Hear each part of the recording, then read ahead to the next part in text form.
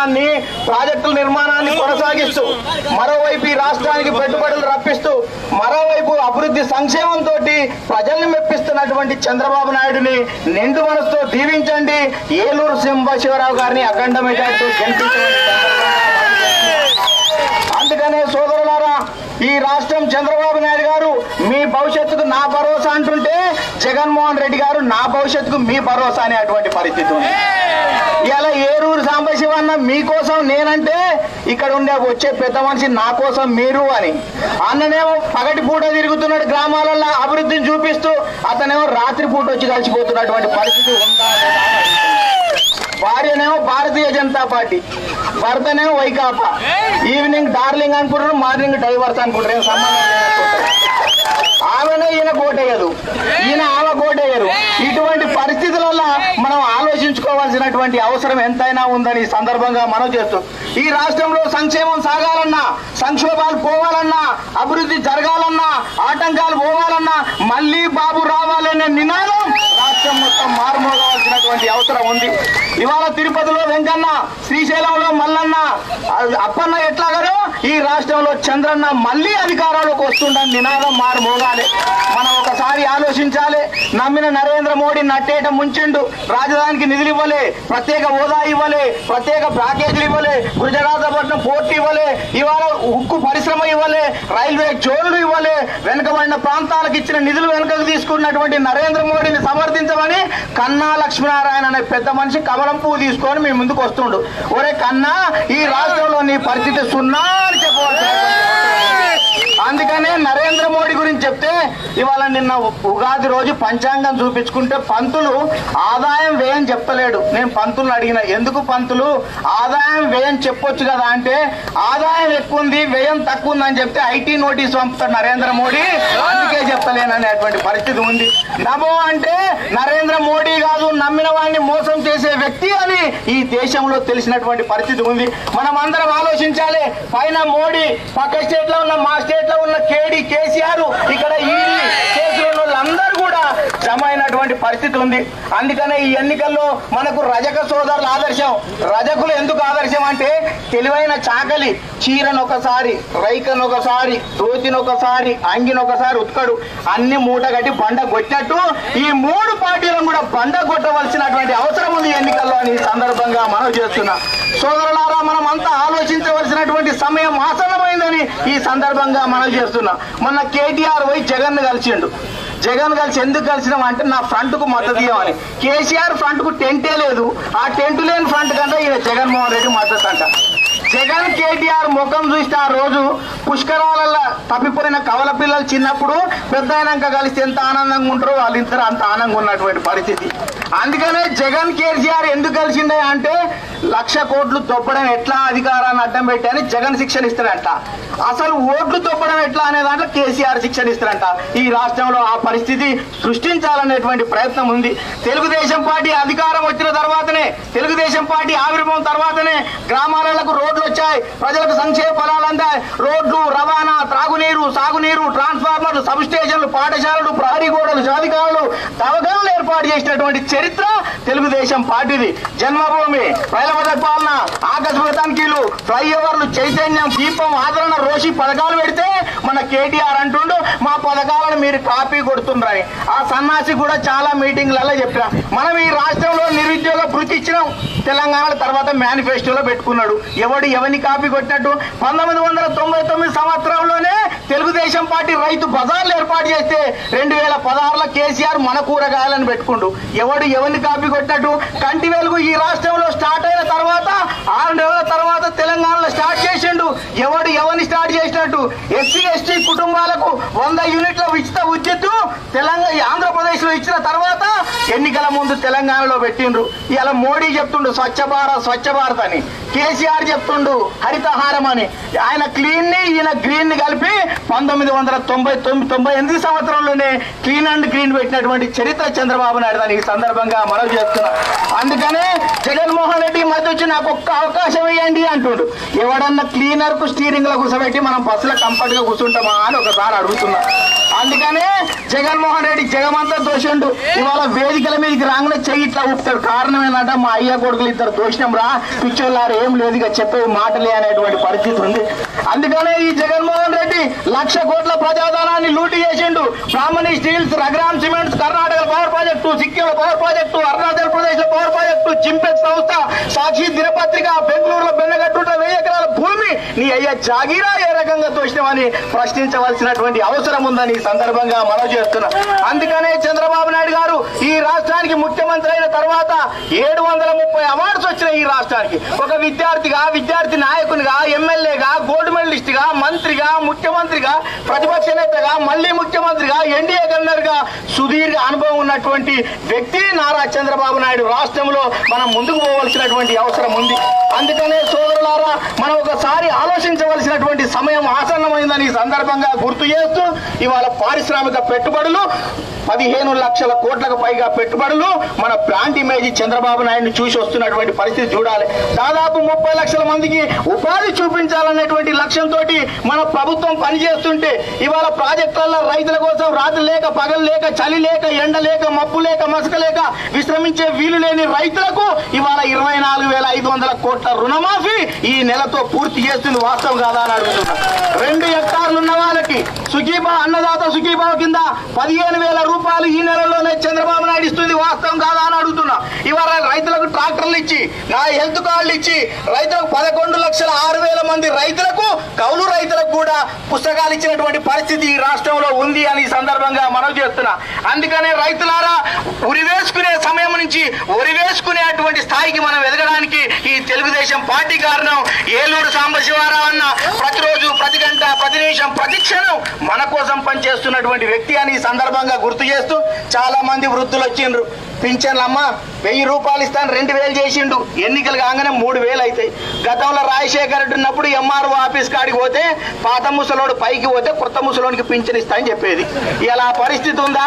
రాజశేఖర రెడ్డి ఉన్నప్పుడు గతంలో తండ్రి కొడుకులు ఇద్దరు వృద్ధాప్య పింఛన్ అప్లై చేసుకుంటే తండ్రికి ఇవ్వలేదంట, కొడుకు ఇచ్చినట్టు ఇటు ముసలోడు ఎక్కువైంది అని. ఈ నిజామాబాద్ జిల్లాలో భర్త ఉండగానే భార్యకు వితంతు పింఛన్ ఇచ్చినటువంటి చరిత్ర ఆయనది. అందుకనే ఈ మధ్య శర్మిలం వచ్చి నేను జగనన్న రాజన్న కూతుర్ని, జగనన్న చెల్లెల్ని అన్నది. జైల్లో ఉన్నన్ని రోజులు జగనన్న వదిలిన బాణాన్ని అన్నది. ఆయన జైలుకి వెళ్ళి రాగానే జగనన్న వదిలేసిన బాణాన్ని అని పోయింది. మళ్ళీ ఈ ఎన్నికల సమయంలో వస్తుందా లేదా అని అడుగుతున్నా. అందుకనే సోదరులారా, మనం ఆలోచించాలి. ఇక సమయం తక్కువ ఉంది కాబట్టి 2 విషయాలు చెప్పిస్తా. ఇవాళ మహిళలకు ప్రతి సంవత్సరం కూడా 10,000 రూపాయలు చొప్పున పసుపు కుంకుమ కింద 5 సంవత్సరాలు ఇస్తానని నేను చంద్రబాబు నాయుడు ఆపించాడు. 4,30,000 మంది నిరుద్యోగులకు, యువతకు ఉపాధి లేక, యువతకు ఉద్యోగం లేక, యువతకు పెళ్లి లేక, యువతకు పెట్టుబడి లేక, యువతకు ఆదాయం లేక, యువత ఆసర లేక పట్టా చేత పట్టుకొని పొట్టకూటి కోసం తిరిగి నిరుద్యోగుల కోసం 4,30,000 మందికి 2,000 పెన్షన్ ఇస్తున్నాడు. దాన్ని 3,000 రూపాయలు చేస్తానని చంద్రబాబు నాయుడు చెప్పింది. వాస్తవం కాదని అడుగుతున్నారు. ఇవాళ మైనార్టీ సోదరులు ఉన్నారు. ఇమాములకు 5,000 నుంచి 7,000, మౌజంలకు 3,000 నుంచి 5,000 పెంచుతానని చెప్పినటువంటి వ్యక్తి చంద్రబాబు నాయుడు అని సందర్భంగా మనవి చేస్తూ, ఈ రాష్ట్రంలో 35,64,000 మరుగుదొడ్లు కట్టించిండు. ఇవాళ 21 లక్షల స్ట్రీట్ లైట్ పెట్టించినటువంటి పరిస్థితి ఉంది. ఇవాళ ఏ అభివృద్ధి అయినా మన కళ్ళకు కనిపిస్తుంది, చెవులకు వినిపిస్తుంటే ఈ పెద్ద మనిషి 30 ఇయర్స్ ఇండస్ట్రీ ఇప్పటిదాకా అడ్రస్ లేడు. హైదరాబాద్ ఉండేటోడు రాజకీయాలకు దూరం అయినాడు. ఈ మధ్య లేటెస్ట్ గా పాత గోడలకు కొత్త సున్నం కొట్టినట్టు ఓ ఫ్యాన్ గుర్తు తీసుకొని మన ముందరకు వచ్చేటువంటి పరిస్థితి ఉంది. అందుకనే యుక్తుల యుగేంద్రుడు, శక్తుల చంద్రగుప్తుడు, పట్టుల విక్రమాదిత్యుడు అయినటువంటి ఏలూరు సాంబన్న మంచి మనిషి మన కోసం అన్నా అంటే నేను ఉన్నానన్న ఆపద్బాంధవుడు అలిగిన అసహించుకున్న హక్కులు చేర్చుకుని భుజం తట్టి పుటగీర్చి పాలపిట్టలా పలకరిస్తూ మన కోసం పనిచేసే వ్యక్తి. మీకోసం అన్న, ఆయనేమో నా కోసం మీరు అంటుండ్రు. ఈ విషయాలన్నిటి కూడా మీరు గుర్తు పెట్టుకోవాలని సందర్భంగా మనవి చేస్తూ, పూజ్యులు, గౌరవనీయులు, విజ్ఞులు, విజ్ఞానవేత్తలు అందరూ కూడా మీరు ఒకసారి ఆలోచించవలసినటువంటి సమయం ఆసనమైంది. ఈ రాష్ట్ర భవిష్యత్తు కోసం, భావితరాల భవిష్యత్తు కోసం ఆంధ్రవాడి ఆత్మ గౌరవాన్ని మీరు నిలిపి ఈ దేశానికి చాటి చెప్పవలసినటువంటి అవసరం ఉందని మీ అందరికీ విజ్ఞప్తి చేస్తూ, తెలుగుదేశం జెండా పసుపు, పండిన మామిడి పసుపు, తలంబ్రాలు పసుపు, ఉదయిస్తున్న సూర్యుని కిలమాల పసుపు. అందుకనే కార్యకర్తలారా, ఇంటిపై జెండా, ఒంటిపై కండువా, దినమంతా ఉండాలి, జనమంతా చూడాలి, అభివృద్ధిని ఊరూరు తిరగాలి, నోరారా ఏలూరు సాంబన్న చేసిన అభివృద్ధిని ప్రచారం చేయాలని, మీరు అఖండ మెజారిటీతో గెలిపించాలని ఈ సందర్భంగా విజ్ఞప్తి చేస్తూ ముగిస్తున్నాను. ధన్యవాదాలు.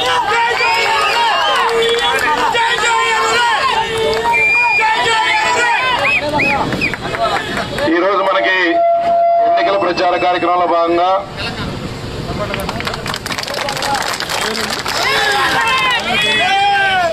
క్రీస్తు శేషులు వంగవీటి రంగా గారి తనయుడు వంగవీటి రాధాకృష్ణ గారు ఈరోజు ఇక్కడికి రావడం జరిగింది. గతంలో పరచూరుతో వారికి అనుబంధం ఉండటమే కాకుండా ఇక్కడ పెద్ద ఎత్తున వారి యొక్క అభిమానులు కూడా ఎక్కువగా ఉన్నారు. ఈరోజు మనం పిలిచిన వెంటనే వారి కార్యక్రమానికి వచ్చి ప్రజలను ఉద్దేశించి మాట్లాడటమే కాకుండా నారా చంద్రబాబు నాయుడు గారు మాత్రమే ఈ రాష్ట్రానికి ఒక మంచి నాయకత్వాన్ని అందించగలడని నమ్మి ఈరోజు తెలుగుదేశం పార్టీ విజయం కోసం పనిచేస్తున్న వంగవీటి రాధా గారిని మాట్లాడవలసిందిగా కోరుతూ పైకి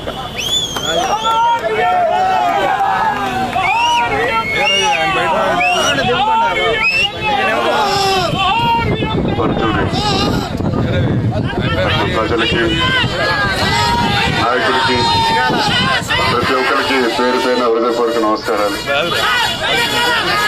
ఎక్కుతాం టైం అయిన తర్వాత, ఎన్నికలు అయిన తర్వాత నేను ఆయన సాంబాన్ని ఇద్దరు ఎక్కుతాం పైకి ఎక్కుతుంది మీరు గెలిపించిన తర్వాత. ఈ ప్రాంతానికి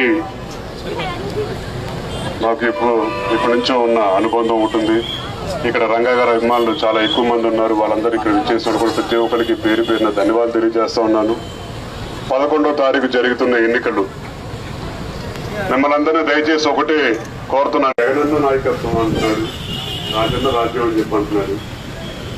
అలాంటి వాళ్ళని నమ్మాలని చెప్పి మిమ్మల్ని అందరినీ అడుగుతూ ఉన్నాను.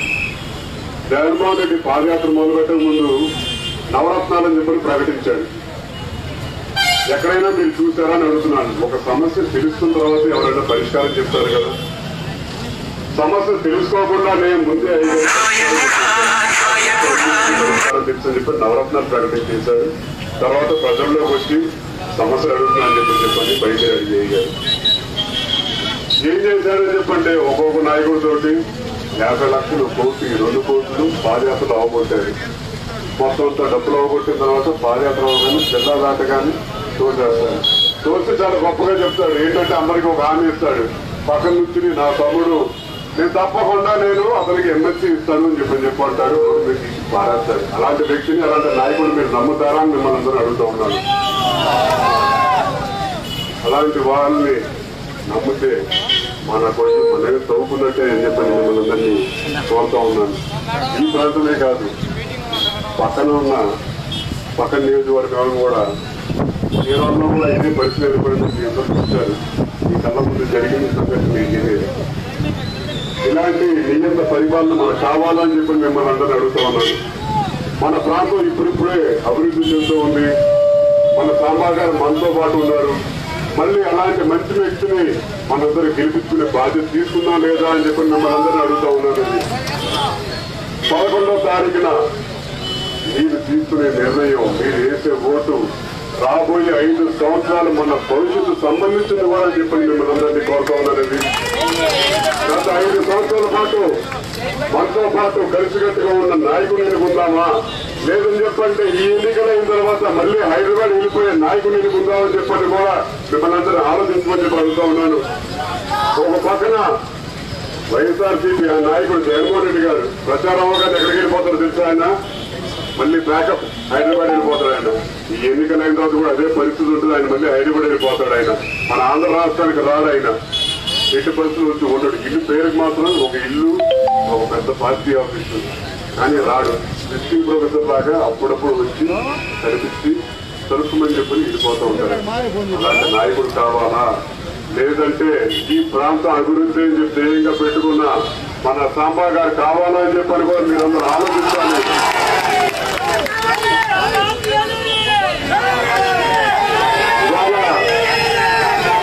ఏ ఉత్సాహం అయితే చూపిస్తున్నారో 11వ తారీఖున కదా అదే ఉత్సాహం మీరు అయితే ఓట్లో కూడా చూపించాలని చెప్పని మిమ్మల్ని అందరినీ కోరుకుంటూ సాంబా గారు పిలవగానే వచ్చాం. ఎందుకని చెప్పంటే పరచూరు ప్రాంతంలో రావాల్సిన బాధ్యత, అవసరం కూడా మా అందరికీ ఉందని చెప్పని కూడా భావించాం. కాబట్టి సాంబా గారు మన మనిషి మనందరూ కలిసి గెలిపించుకుని మిమ్మల్ని అందరినీ కోరుకుంటూ సెలవు తీసుకుంటా ఉన్నాం.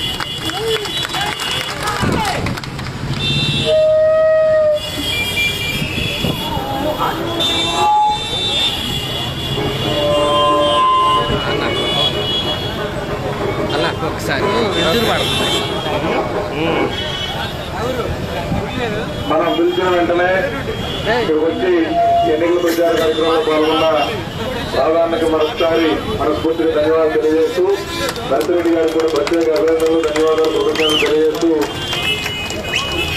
ఈరోజు మన రాజా వెంకటరెడ్డి గారి ప్రోగ్రాం మాజీ మంత్రివర్యులు 10 గంటలకి మన పార్టీ ఆఫీస్ దగ్గర వారి ప్రోగ్రాం ఉంటుంది. దయచేసి పార్టీ నాయకులందరూ కూడా ఆ కార్యక్రమానికి అటెండ్ కావాలని చెప్పి కోరుతూ ఇప్పుడు రాధాకృష్ణ గారు వర్ణ బయలుదేరి వెళ్తారు కాబట్టి ఆయన మరొకసారి మీ అందరికీ మనస్ఫూర్తిగా ధన్యవాదాలు తెలియజేస్తూ 11వ తారీఖు జరగబోయే ఎన్నికలు ఒక మన భవిష్యత్తుకి తర్వాత అని చెప్పి ఇప్పుడే చెప్పడం జరిగింది.